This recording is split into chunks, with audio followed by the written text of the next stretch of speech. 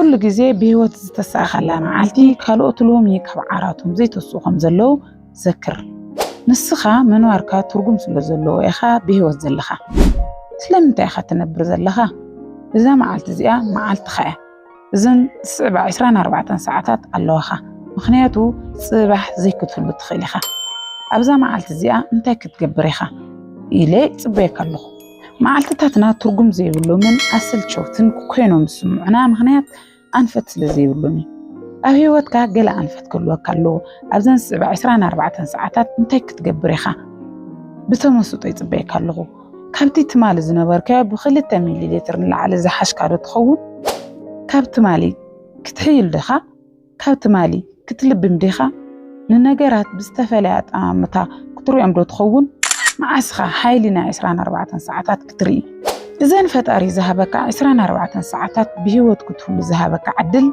نزود لخا يقر ختبل زهبك عدل نحولفكا كتلقى زهبك عدل نلعالي تأميتكا كتس زهبك عدل لومي تقورو دو تخون إلي صبيك اللخ زل خيو أنا تسيركا فلطو كتوبا خا نايبا حكي أبي درجالو فلطو زمدنا خا أبكمي درجالو فلطو منفساو هيوتكا انت يمثلالو أمراو خونتكا تكاخي سمعتكا خي نابتي كتكونو تدلي سبدو تقعز علخا تعناخا أبكمي كونتاتالو لبخا أبيالو كل كفلتنا هيوتكا أبكمي كونتات كم زلنا بعمقات نفلت إذي حدش مصحف سنبلا معلتيا إذي حدش بعوز هيوتا يزدمر الله معلتيا إذي نمسايي وفرز جبر الله معلتيا إذي أبجزر رأسي وفرز جبر الله معلتيا إذي بقى معلتيا حجي ترايو أخيلي صحي نهيوت قبل عليك تبرغيا إذا معلت إذي بعوض كزاز معي كرم حجي سمع زي فلت مهار الله معلتي إذي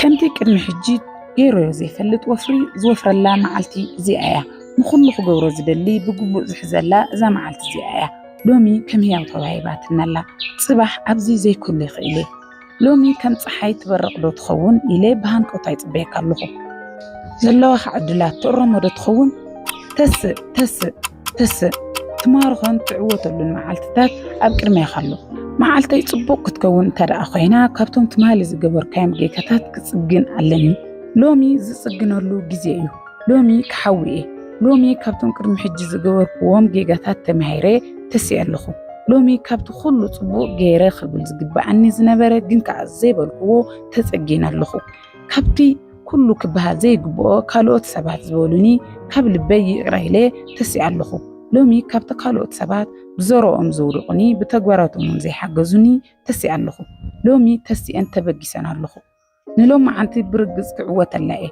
لومي اتزبالو سكو أنا خوينة كنبرائي لومي تبقيسان لخو كابتي زي باللي كله نات أخوينا اللخو لومي كابتن كلهم كلون زيد اليوم لمدتاتي جنك أزلوني تفالالي اللخو تحري متسعنا أبحلف انتاي كم تقاقينا أينا يمن قد كنمرز كم زنبرنان بعمقات كنرداء كنكئلال لنا أبحلف انتا عين الركباتي أقميتي أبزي مدناتاتي قطباي أو وفرتاتين عتحساسبين معالتا وزتوها بالنحيلي أبي يزطفو أنيري يزخل لي حيلي أطفئلو ولا حنت تسامعي ذهبني انت أيوب لك عخمتي طرحة انكلا أنا رأينايا بيلا نقرتو فرلادون كان ويماشيني أنا رقص إني مبزحتنا أب تروحهم زخون سبات بوتاتاتن وفرخة من قبر سلازي خاينا ندك من رشرش نبلن سلازي خايا إذا معالتي زيا كم تنكالوت معالتات لو تزي بالله تخون سق يلو زداقا مثل تشاو زخون زانتا أبا خايو قالنا قرق غير زلو إزي عنكيل إزي نمعاسي خخ تداقاقمو اسكا نزحاكي زي نقبلو إذا معالتي زيا ترقم زلو أخ قبرا زخيل بخمزي ملكع انتاي يقاطنكم زلو كنفلت انتخيلنا ايو أتوكري أبي زلو كم ناي حدن اشتيك ولا أتوكرو بيو زلني ولاس ناي شامبيون أبي كم زلنا نتي أبايتا زلو حكي كنقبولي إنا نجمر نجزا نفسنا دما تسقون اللو جزي نهبا كاب جيجاتاتي تراي زي كونه كاب جيجاتات ناي كالوت سباتون كنمهار نجمر سلمنتاي كم زودونا بقبو كانت سمنا لنا بخمي وديقنا دحرينا خمزي عينت نجر دحر حجي كم زي نجبر نرجاجز نايزا معالت الزياق قالسي كتعوت اللي أنت دا أخوينكا حادة لعل زخانة ناي مسمام عقلك اللوكا اللو ክትፅረፍ ኢኻ ሰባት ክውድቑኻ ክፍቱን እዮም ሰባት ክሕሱኻ እዮም ተቃውሞ መሰናኽላት ከጋጥመካ እዩ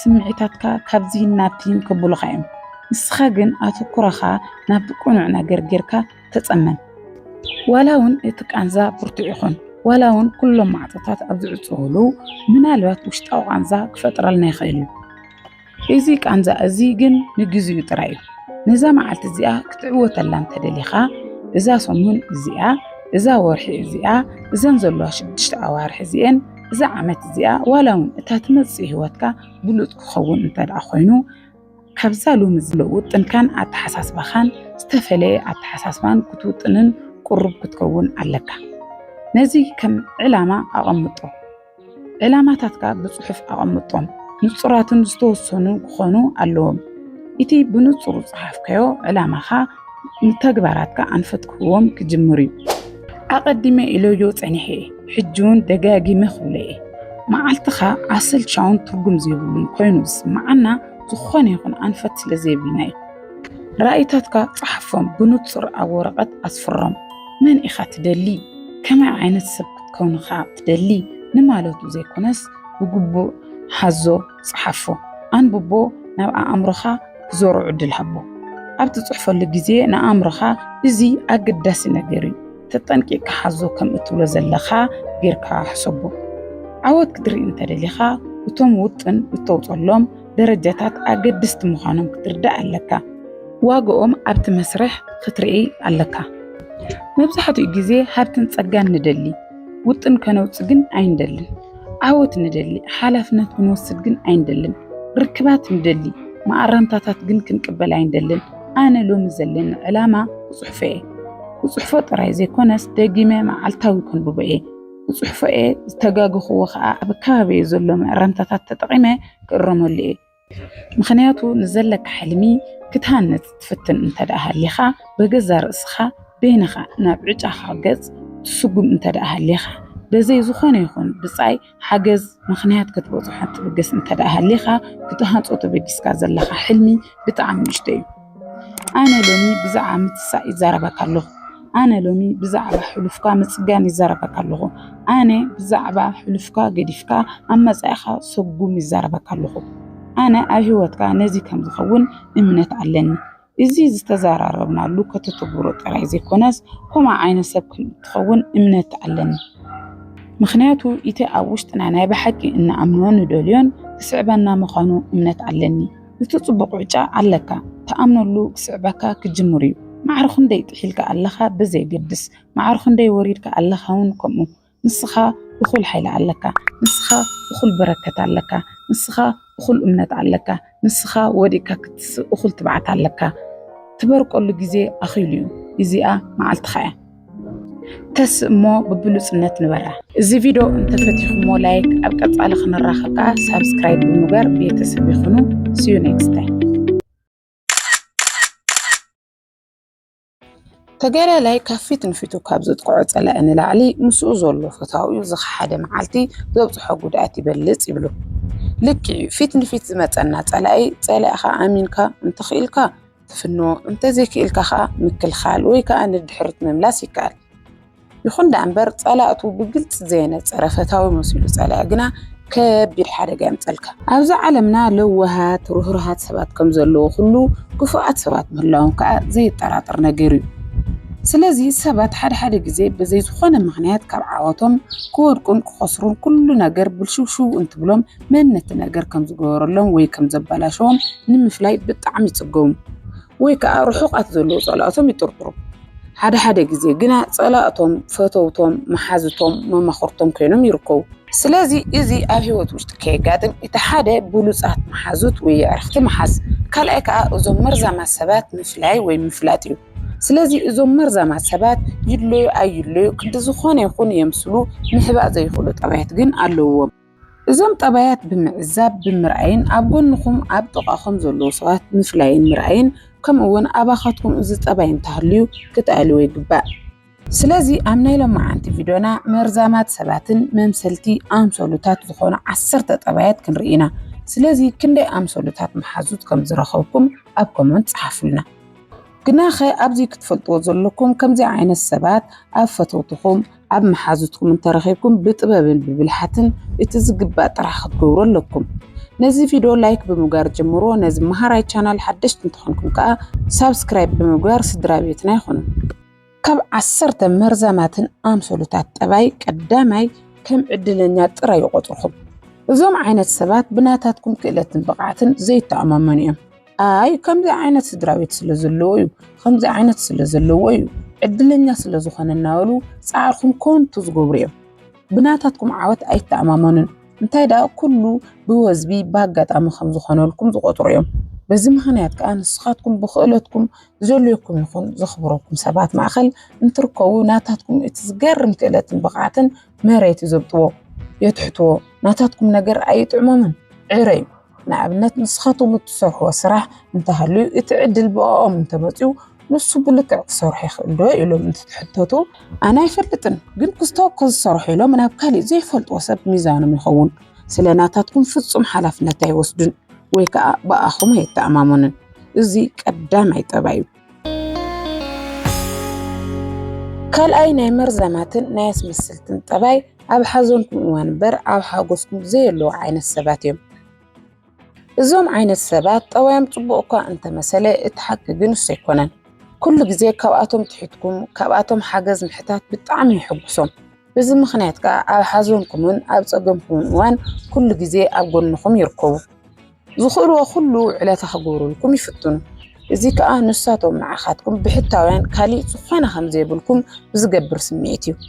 ስለዚ እቲ ሓገዝ ጽባሕ ንዓኻትኩም ከም ዓብዪ ውዕለታ ጽባሕ ዝኸፍለኩም ወይ ከዓ ዝኣስረኩም እዩ። ስለዚ ብዝገርም መንገዲ ኣብ ፀገማትኩም እዋን ከም ኣምላኽ ይኾኑልኩም። ክሳብ ዝገርመኩም ከዓ ይሕግዙኹም። እቲ ፀገም ዝፍጠር ገና ንስኻትኩም ካብቲ ዝሓዘንን ፀገምን ወፂኹም ናብ ሓጎስ ምኻድ እንትጅምሩ እዩ። ኣብቲ እዋን ንዓቶም ሓገዝ ምሕታት ደው ምባልኩም እንትስምዖም ካብኣቶም ብታሕቲ ዝነበርኩም ሰባት ሕጂ ማዕረ ወይ በሊፅኩም እንትትርከቡ ይቆኑ። ሎሚ እዋን ከም ትማሊ ካብኣቶም ኢድ ክትነዑ ጥራሕ እምበር ክትስሕቑ ምርኣይ ብፍጹም ኣይደልዩን። ኣብ ሓጎስኩም ሰዓት ምስኻትኩም ምባእስ ይጅምሩ። ኣቓልዎ ከም ዘይትህብዎም ከም ዝኾነ ከም ዝደርኹምዎም ከም ዝኾነ ምዝራብ ይጅምሩ። ቀደም እትፈልጥዎ ሰናይ ነገር ኩሉ ይጠፍእ። እንተኽኢሎም ናታትኩም ነገር ከበላሹ ወይ ከተዓናቕፉ ይኽእሉ። ኣብ ቃላቶም ማእኸል ንስኻትኩም ዘለኹም ርእሰ ተኣማንነት ትሕት ዘብል ነገር ምዝራብ ይጅምሩ። ትማልኹም ጌጋታትኩም ድኽመታትኩም እናዘከሩ ከሕፍርኹም ከሰክፉኹም ይፍትኑ። ከበድቲ ዝኾነ ግፍዒ ንዕቐት ካብዞም ሰባት ክትቀበሉ ትኽእሉ ኢኹም። ስለዚ እቶም ሰባት ኣብ ሓጎስኩም እዋን እንተደሊኹሞም ኣይርከቡን። ቁንኦም ስለ ዝፍለጥ ይሕብኡ እዮም። እናረሓቑ ከዓ ይመፁ። ከም ትማሊ ካብኣቶም ጥራይ እናተቐበልኩም ንዓቶም ጥራይ እናለመንኩም እንተዘይኮይኑ ንስኻትኩም ተቐይርኩም ክትህብዎም ወይ ከተለቅሕዎም ክትሕግዝዎም ኢድኩም ክትዝርግሕሎም እንከለኹም ዓብዪ ተቃውሞ ይልዕሉ። ካባኻትኩም ኣይቕበሉን። በቃ እቲ ልክዕ ቅንኢ ትርዩ። ክሳብ ዝበፅሑኩም ኣባኻትኩም ስልጣን ክሳብ ዘለዎም መንገዲ እናተኸተሉ ደው ከብልኩም ከፈራርሑኩምን ከበላሽውልኩምን ይፍትኑ። ይኹን ደኣምበር እዞም ሰባት ብፅቡቕ ርሕቐት ምስ እትፈጥሩ ወይ ናይ ብሓቂ እንተሰሚሩልኩም ምብፃሕ ኣብ ዘይኽእልዎ ቦታ ምስ እትኾኑ መሊሶም ከመኸምኻን ወይ ምስምዕማዕ ይጅምሩ። ከምዚኦም ዓይነት ሰባት ኣምሰሉታት ወይ መምሰልቲ እዮም። ካብ ከምዚኦም ዓይነት ሰባት ከዓ ርሕቐትኩም ምሕላው ኣገዳሲ ነገር እዩ። መበል ሳልሳይ ናይ መርዛማትን ኣስመሰልትን ሰባት ጠባይ ሓመይቲ ወይ ከዓ ሚስጥር ዝዛረቡ እዮም። እዞም ሰባት ስለ ሰብ ዝዕልልኩም ናይ ሰባት ሚስጥር ዝነግርኩም እዮም። ከምዚ እንተኾይኑ ክትኣምንዎም ይብልኩምን። ምክንያቱ ከዓ እቲ ዝነግርኩም ናይ ሰብ ሚስጥር እቲ ሰብ ከይትዛረቡ ኢሉ ዝነገሮም እዩ እሞ። ስለዚ ጽባሕ ከዓ ናትካትኩም ሚስጥር ናይ ሓፋሽ ኮይኑ ቅድሚ ምርካብኩም ከምዚኦም ዓይነት ሰባት ፍለዩ። እዞም ሰባት ኩሉ ግዜ ስለ ሰባት እንተኾይኑ ዕላሎም ጽባሕ ናታትኩምን ኣብ ሰባት ቅድሚ ከምዚ ሓሚኹም ፍለጡ። ሓሜታ ማለት ስለ ሰባት ምዕላል ማለት ዘይኮነስ እቲ ሰብ እንተሃልዩ ፊት ንፊቱ ምዝራብ ዝኸብደኩም ነገር ወይ ከዓ ሕማቕ ሓሜታ ማለት እዩ። ስለዚ ከዓ ስለ ሰባት ስለ ንፍዕነቶም እቲ ሰብ እንተሃልዩ ኣብ ቅድሚኡ ዝበሃል ሓሜታ ኣይኮነን ማለት እዩ። ስለዚ ሓሜቲ ካብቲ ዝተዘራረብናሉ ወሲድኩም ፈሊኹም ፍለጥዎም። ካብኡ ናይ ባዕልኹም ጥንቃቐ ምግባር ጀምሩ። እዞም ሰባት ኣድላይ ስጉም ስለ ዘይወሰድኩም ምክንያት ሰባት ክፀልኡን ምስ ሰባት ክባእስኹምን ይኽእሉ። ንሳቶም ግልጽ እየ ዝብል ተኸዊሎም ኩሉ ነገር ብምዝራብ እቲ ዝኸውን ብምርኣይ ይዘናግዑ። ከምዚኦም ዓይነት ሰባት ካልእ ድፍረት ዝህቦም ናታትኩም ነገር ንስኻትኩም ከምዘይ ትዛረቡ ምፍላጦም እዩ። ሓሶት ይኹን ሓቂ ነጊሮምኩም እዚ ሚስጥር እዩ። ንዓኻ ስለ ዝኾነ እየ ነጊረካ ብምባል ይኣስርኩም። ስለዚ ከይርኩም ሓቅነት እኳ እንተዘይፈለጥኩም ክትክበሩን ክትእሰሩን ከተስተንትኑን ትነብሩ። ስለዚ ኩሉ ግዜ ናይ ባዕልኩም ሚዛናዊ ዝኾነ ልክዕ ውሳነ ክህልወኩም ምእንታን ስለ ሰብ ይኹን ስለ ዝነገርኩም ሚስጥር ዘዕልሉ ሰባት ምእማን ደው ኣብሉ። ናታትኩም ናይ ብሕትኩም ነገር ኣይትዘርዝሩሎም። እዚ ጠባይ ናይ ኣስመሰልቲ ሰባት ሳልሳይ ጠባይ እዩ። ራብዓይ ናታትኩም ክባር ነገር ዝንዕቑን ዘነዓቑን እዮም። እዞም ዓይነት ሰባት ብፀወታ ወይ ብቕይዕ ዝመስል ኮይኑ ዝገብርዎ ግና ንስኻትኩም ዘኽበርኩሞ ወይ ክባር እትብልዎ ነገር ምንዓቖም ይርአኩም። እዚ ማለት ምናልባሽ እውን ሕልምኹም ትልምኹም ክኸውን ይኽእል። ሕልምን ረአን ክንብል ከለና ሓደ መዓልቲ ከም ፈተውትኩም ምግባር እትደልዮ ግና ሕጂ ኣብ ዘለኹም ኩነታት ክሰምርሞ ይትረፍ ክሳብ ዘይከኣል ነጊርኩሞም ይኸውን። ብፀወታ ኾነ ብቕይዕ ዝመስል ኣብ ፀወታ ማእኸል ትምክፍ ክብልኹም ወይ ከዓ ክነግሩኹም ትዕዘቡ። ሓደ ግዜ ከዓ ሽምኩም በቲ ዝበልኩሞ ነገር ክፅውዕኹም ከሰክፉኹም ዝኽእሉ እዮም። እዞም ሰባት ኣብ ሕልምኹም ረኣኹም ንላዕሊ ብናታትኩም ዋጋ ወይ ናይ ህይወት ሕጊ ዘሽከዓልሉ እዮም። ካልእ ዘኽብሩልኩም ንዓኻትኩም ብዝተፈለየ መንገዲ እዚ ነገር ኣይፈቱን ኣይገብርን ኣይደልን ዝብልኹም ነገር ብምንዓቕ ዝኾነ ምግባር ከም ዘይትኽእሉ ዘርእኹም እዮም። እዞም ሰባት ስለ ዝፈልጥኹም ናታትኩም ደብ ኣይኽብሩን፣ ደብኩም እውን ኣይሕልውን። ኩሉ ነገር ስቕ ኢልኩም እትብሉን ኣቓሎም ምርካብ ከም እትገብርዎ ገይሮም እዮም ዝቆጥሩኹም። ኣብ ቅድሚ ሰባት እውን እቲ ሓሳባትኩም ብፀወታ ብሰሓቕ መልክዕ ዝሕፍሩኹም እዮም። ብኻሊእ ሰብ ዝተኸበርኩምሉ ወይ ቦታኹም ትሕት ዘብሉ እዮም። ከምዚኦም ዓይነት ሰባት ንባዕሎም ካብ ዘለዎም ዝተሓተተ ሓሳስባ ንዓኻትኩም ብምንዓቕ ንባዕሎም ንምሕካም ዝፅዕሩ ናብ ዝፀድፍሉ ገደል ወይ ፀድፊ ሒዞምኹም ንምውራድ ዝፅዕሩ እዮም። ስለዚ ከምዚ ዓይነት ጠባይ ዘለዎም ሰባት ብጥበብ ብብልሓት ብምስትውዓል ስጉሚ ክትወስድሎም ይግባእ። እዚ ካብ መምሰልቲ ሰባት ራብዓይ ጠባይ እዩ። ሓምሻይ ዝፈርድኹም ወይ ዝወቕስኹም። እዚ ጠባይ ንሰባት ብጣዕሚ እዩ ዘደናግር። ምክንያቱ ሓደ እዋን ክሓርቁኹምን ክወቕስኹምን ከለዉ ንዓይሉ እዩ ኢልኩም ክትሓስቡ ትኽእሉ። ግናኸ የዕርኽትኹም ይኹኑ ፈተውትኹም ኩሉ ነገር ብልክዕ ክገብሩ ይግባእ። እዚ ማለት ናታትኩም ኩነታት ምርዳእ እንተተኻኢሉ ብዝኽኣልዎ ምሕጋዝ ይግብኦም። ይኹን ደኣ እምበር ምፍራድን ምውቃስን እንተተደልዩ ብልክዕ መንገዲ እምበር ብዓይነ የብለይ ስኒ የብለይ ክኸውን የብሉን። ብተወሳኺ ከዓ ዝውቀሰሉ እዋን ሰዓትን ክህሉ ይግባእ። እዞም ሰባት ግን በብመዓልቱ ሙልኣት ከም ዘይኮንኩም ክስማዓኩም ዝገብሩን ዘሕፍርኹምን እንተኾይኖም ምስኣቶም ምስ ትኾኑ ከዓ ጉዱላት ከም ዝኾንኩም ዝስማዓኩም እዮም። በቃ እዞም ሰባት ኣብ ክንዲ ልክዕ ሸነኻት ምርኣይ ብዙሓት ሰዓታት ኣብ ጌጋታትኩም ድኽመታትኩም ኣቑሊቦም ዝዛረቡ እዮም። ንስኻኮ ከምዚ ከምቲ በቲ እናበሉ ርእሰ ተኣማንነትኩም የውርዱ። እዚ ንዓቶም ቀዳማይ ኩሉ ግዜ ናታቶም ፅግዕተኛ ክትኮኑ ዘረድኦም እንትኾን ብኻሊእ ከዓ ኣብ ቅድሚኹም ንጹሃትን ጎደሎ ዘይብሎም ኮይኖም ክረኣዩ ይረድኦም። ስለዚ ከምዚኦም ዓይነት ሰባት ኣብ ቀረባኹም እንተሃልዮም ወይ ከዓ ፈተውትኹም እንተኾይኖም ብቁልጡፍ ካብኣቶም ቁፅፅር ንባዕልኩም ኣውፅኡ። ንሳቶም ንዓኻትኩም ከምኣቶም ገይሮም ክሰርሑኹምን ናታቶም ቡቺ ወይ ከልቢ ክገብሩኹም ዝፅዕሩ እዮም። ስለዚ ኣብ ቁፅፅሮም ቅድሚ ምእታውኩም ንባዕልኩም ካብ ቁፅፅር ኣውፅኡ። እዚ ካብቶም መርዛማትን ኣስመሰልትን ጠባይ ሓምሻይ እዩ። ሻርሻይ ኣመና ዘድንቕኹም ወይ ብኾንቱ ዘመክሕልኩም። እዚኣቶም ከዓ ካብቲ ናይ ላዕሊ ብተፃራሪ ካብ ልክዕ ንላዕሊ ዘድንቑ ዝምክሑን ብኾንቱ ዘድንቕኹም ሰባት እዮም። ንስኻትኩም ንባዕልኹም ኣልዒል ኣቢልኩም ክትሪኡ ዝገብሩ እዮም። ይኹን ደኣ እምበር እቲ ምውድዳስ ኩሉ ሓሶትን ምግናንን ዝተመልኡ እዩ። እዚ ዝገብሩ ምክንያት ሓደ ንስኻትኩም ካብኣቶም ንምርሓቕ ስለ እትፈርሑ እዩ። ምስኣቶም ዝስማዓኩም ኮንፈርት ንምሕላው ክበሃል ካብኣቶም ክትርሕቑ ኣይትኽእሉን። ካልኣይ ከዓ ዝደልይዎ ነገር ብቐሊሉ ክቕበልኩም ስለ ዝደልዩ እዮም። ስለዚ ከምዚኦም ዓይነት ሰባት ከም መሓዛ ከም ፈተውቲ ንዓኻትኩም ሪኦም ኣብ ቅድሚ ሰብ ኩርዕ ምስ ብትብሉ ድኽመታትኩም ጌጋታትኩም ክነግሩኹም ኣይደልዩን። ኣብ ክንድኡ የድንቑኹም የመግሱኹም እሞ ድሕሪኡ በቲ ድኽመታትኩም ብድሕሪትኩም ኮይኖም ይሽቃዕልሉ። يقيعوا بدحرهم يقودوهم سلازي إذا عينة تباي ناي ممثالين ناي مرزامات تباي انتقات إنكم بقى أمرهم لك عزوخانة سبمي كتوسدو يقبا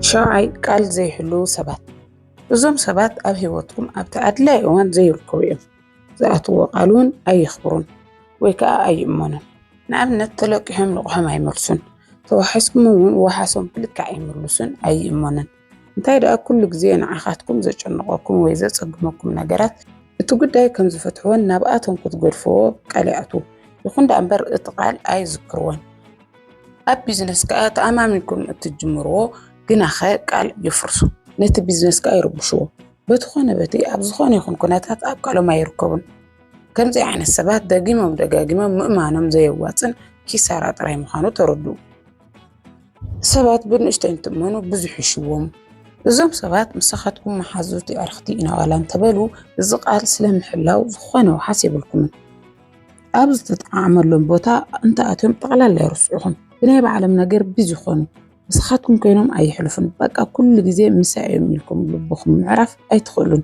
كل جزء بدلياتهم بحساباتهم أبكالي بوتاهم كل جزء سب قالوا زي حلو كي تكبر زقبر نقر كفتر انتلوي قالوا زي حلو خانة نقر واقع خفيلو قالوا انت تكبري الزوم سبات جنا زخانة عينة قلوة من وخانة هيدولين ناخاتكم زخانة عينة سعراء يقورون بقى بحط رب الطعام انت تقبون تراي قالوا يخبروا انت زي كونوا جنا كل جزء نابلو طعامهم نازم تشومين بالزنبلو إزي انت قورو جنا ناخاتكم نالباش أبسط زوالي ميدا درويوكم نسخاتكم كأباءاتهم طعما منكم كل نجار قريفكم لهم كتكون تخولوا سلازي قال زي محلاو كاب أسمى السلطن مرزمات سبات شععي شامناي طغمانياتات سبات بزوم سبات مسؤوانو زلاوطو زق عيرو سباتهم نسخاتكم زخونو سلازي رخو طغم خولو ترايم سلازي ناتاتكم زخونة أي حسبون كل جزء كابخاتكم من كاب طغمن نطغمم يقدموا كم مجمريون نسخاتكم سلة تقبروا لهم نسخاتكم كم زخونة يردوهم بقفوي بقال زي كونس بجبري نأمنت لهم ما عندنا الرخام ستولهم تجاوز الرخامو زبليهم سلازي خمسة يعني مسابات المركب زلنا خلو إنفست نجبر زموت أول مبزحة يو نمزنجاع نمبلع نمستعيو طقمهم أبزي بالبوطة أيركم كل جزء سرعتها وي سيستماتيكاليو زموت ووي كباتهم من عخاتكم زقبر ولا انتهلوي كاون اللي كالي هواخم يدولو سلازي طوايم تلاوطيو مسخاتكم كالوت مسكالوت زريو طبايكا كاليو طقمنياتات أبوزو حسابات يرأيو بوحدات أبزخانة سبالو تباهيلو حساب سب طقم انت زيرك نيرو زخانة مس زخانة يمخانة نيرو محازتكم فتوتكم انت مرسولو كل جزء زبكا طقم بمحسابي نحل ما يحق زندو نتل ما يسعودو طبعاً خير نطعمدو وزي كله طقمن مركا ولا انتخانة زي سواء نتلستلم دنيو زي أتم جنا كابزي بستفلي من جدي طقمي كهاو مقبل طرايز قلبيهم هواتهم استملأ بخمس عينات كاميري من الواش نهاية تعابيا وين يزنور لك واخو ونخل جنا كل جزء كم نجارة يحسبوا يحسب الندو يواز الندو كل جزء حتى أمزيو حساباتهم كم زي عين السبات مئمان يخون محابير كمنوار بزح واقع خفل خل وهنا يتخاء كل جزء كساب زلوكم من بر ناي حزن ناي تقن وان فوتوتكم أي خونن زياتهم مس أبكال عزل علنا حساب تتقررتهم زياتهم أب حزن جزء هلومو أب حاجوس جزء خاء يروحوا زيهم كا أب حاجوس وان هلو أب تقن وان ويساعد كا خواخطكم زرحوا بيت بيلا بيتي كلتهم عسم السلت سباتهم تاشعي بحلو في هواتكم زمزنكم كم زيهم عين السبات بالطعم برزين بالزلع على كباخاتكم كترحوا ومزقباء سباتهم نخنات خاب بفتصم تلويتكم تغيركم وخميلهم أي حسبون كم فتوتكم متان حدا معلتي حسرقكم مخانكم نقركم ومنتخينكم كل جزية جبوهم بورسوهم زحلوهم بناي قدم تاريخكم من عخاتكم صارفتونو زريلو يخلو كسرحكم دولو كم زي عين السبات أبكر من السبات كورخهم ينخوخم سلابة علىكم ستزاروخا واي أيفلتك كان ديز بالكالات يدقاقمو بصوت ياخون بقية بزرأخمون بتاعتو ناي بحق تصالاتيهم كابزوم قبل على الزرزر نايم وتساقماتهم انت قريفون بحادة نايم قطع على الجن كهل يخيل واي نوع عليكم بمحلاو بزي مئمان كباختكم كي رحاكم نقطع لكال ከምዚኦም ዓይነት ሰባት ግና ፈጽምኩም መቕጻል ኣይትኽእሉን። ምኽንያቱ ከዓ ኩሉ ግዜ ንናይ ትማለኹም ወኽን ቤት ዘእትውኹም እዮም። ከምዚኦም ዓይነት ሰባት ብዙሕ ግዜ ንኣድመፅቲ ወይ ንሰማዕቲ ዝኾነ ሰባት ብምእማን ብዙሕ ሚስጥር ይዝርዝሩልኩም። ንሳቶም ግና ነቲ ሰብ ንምንዓቕን ንምንዓስን ይጥቀምሉ። ስለዚ ጌጋታት ብዘለኩም ነገር ከሽከዓልሉ ከላግፁ ተስተውዕሉ። ስለዚ እዚኣቶም ምርሓቕ ኣማራፂ ዘይብሉ ምርጫ ኮይኑ ንረኽቦ። እዚ ካብ መርዛማ ሰባት ጠባይ ተሽዓ እዩ። 10 ናይ መወዳእታን ሓላፍነት ዘይወስዱ እዚኣቶም ከዓ ብምሕዝነት ይኹን ብፈታውነት ዝኾነ ዓይነት ተበርክቶ ዘይገብሩ እዮም። እዚ ማለት ግና ርክብኩም ከይቋረፅ ንስኻትኩም ከይቋረፅ ብትገብሮ ፃዕር እምበር ብናታቶም ሓገዝ ኣይኮነን። እንታይ ገድሽኒ ባህልቲ እዮም። እንታይ ዘይደውልኩም ኣይድውልን፣ እንታይ ዘይደልኹሞም ኣይደልኹምን። ናታትኩም ምሕዝና ርሑቕ ዝገብርኹም እዮም። ኣብ ዝፀበቐን ኣብ ዝመቸወን ቦታ እንተተስማዕምኦም ዝርስዑኹም እዮም። እንተተፃዲኹም ከዓ እሞ ኩሉ ግዜ ይቅርታ ካባኸትኩም ዝደልዩ እዮም። ብምፍላይኩም ንስኻትኩም ጥራይ ትጉድኡ ከም ዝኾንኩም ዝነግሩኹም። ንሳቶም በዓል ብዙሓት መሓዝቱን ብዙሓት ተደለይቲ ከም ዝኾኑ ዘርእኹም ሰባት እዮም። እዞም ሰባት ንርክብ ሓላፍነት ኣይወስዱን። ስለዚ ኣባኻትኩም ውሽጢ ኩሉ ግዜ ሕቶ ይህልወኩም። ንምንታይ ንፈላለን ምስ እትብሉ ምስኻትኩም እዮም። ኣለዉ ምስ እትብልዎም ከዓ የለዎም። በቃ ከሙዶም እዮም። ኣብ መስመር ውሽጢ ኣይኣትውን። እዞም ሰባት ኣብ ሂወት ውሽጢ ፈራሓት እዮም። ብምሕዝነትኩም ጥራይ ዘይኮነስ ዝኾነ ዓይነት ስራሕ ብሓባር እትገብሩ ሓሳብ እንተሃልይኩም ሓላፍነት ስለ ዘይወስዱ ክትጉድኡኹም። ገንዘብ ይኹን ዝኾነ ነገር ሓቢሮም ኢንቨስት ኣይገብሩን። ዝኾነ ብሓደ ኣይጅምሩን። ደፊርኩም ምስ እትጅምሩ ግና ኣለኹ ኣለኹ ዝብሉ እዮም። መክሰብ ወይ ትርፊ እምበር ኪሳራ ይምልከቶምን። ከምዚኦም ዓይነት ሰባት ምእመን ኣድላይ ኣይኮነን። እዞም 10 ጠባያት ኣብ ዝተፈላለዩ ሰባት ዝግለጽ ርክባት ልክዕ ከም ዘይኮነ ዘመላኽቱ እዮም። ኣባኻትኩም እንተሃልዩ ከተመዓራርዩ ወይ ከተስተኻኽሉ፣ ኣብ ሰባት እንተሃልዩ ከዓ ክትእርምዎም ፈትኑ። እንተዘይኮይኑ ከዓ ንባዕልኹም ክትሕልውን ክትጥንቀቑን ብተወሳኺ ከዓ ግቡእ ስሙ ክትወስዱ ነተሓሳስብ። እዚ ሜላዶስ እንተፈትኩሞ ላይክ ክሳብ ሕጂ ሰብስክራይብ ዘይገበርኩም ከዓ ሰብስክራይብ ብምግባር ኣባል ስድራ ቤትና ይኹኑ። ቀኒየለይ በጥዑሙ ንኩሉ ሰብ ዓለም